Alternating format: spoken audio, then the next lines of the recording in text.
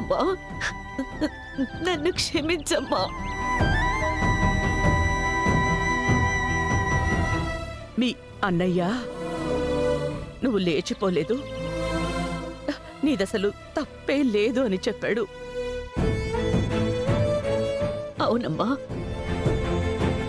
నేను నీ కూతురునమ్మా.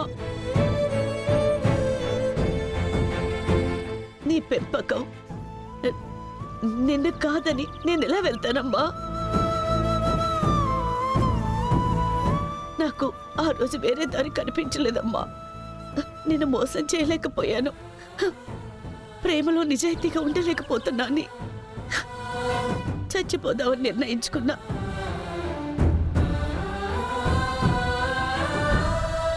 అప్పుడు అన్నయ్య మమ్మల్ని కాపాడాడు.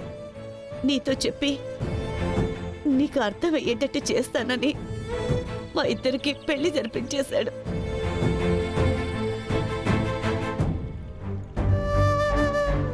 నేను ఆయన వద్దనే చెప్పాము. అన్నయ్య, నీ ప్రాణాలు ముఖ్యం, నాలాగనే అమ్మ కూడా. అమ్మకి నీ ప్రాణాల కంటే వేరే ఏది ఎక్కువ కాదని చెప్పాడు.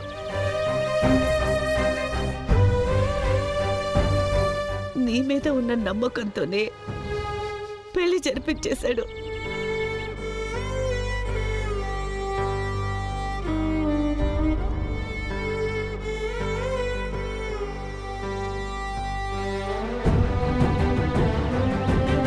అమ్మా, మమ్మల్ని క్షమించమ్మా. అన్ని రోజులు నేను ప్రేమించింది నీకు చెప్పకుండా ఉండటం నేను చేసిన తప్పు.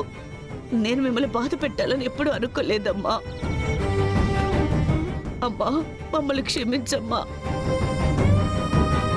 అన్ని రోజులు నేను ప్రేమించింది నీకు చెప్పకుండా ఉండటం నేను చేసిన తప్పు.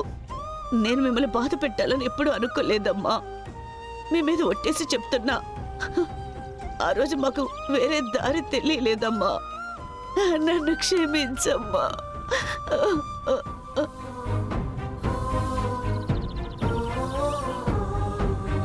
సరే, నేను నిన్ను క్షమిస్తాను, జరిగిందంతా మర్చిపోతాను. నిన్ను మళ్ళీ నా కూతురుగా ఒప్పుకుంటాను.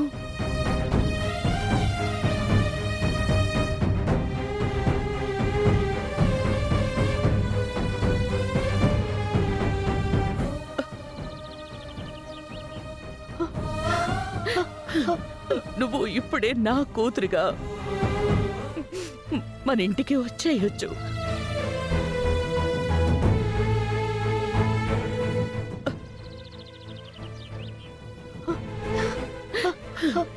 నువ్వు ఇప్పుడే నా కూతురుగా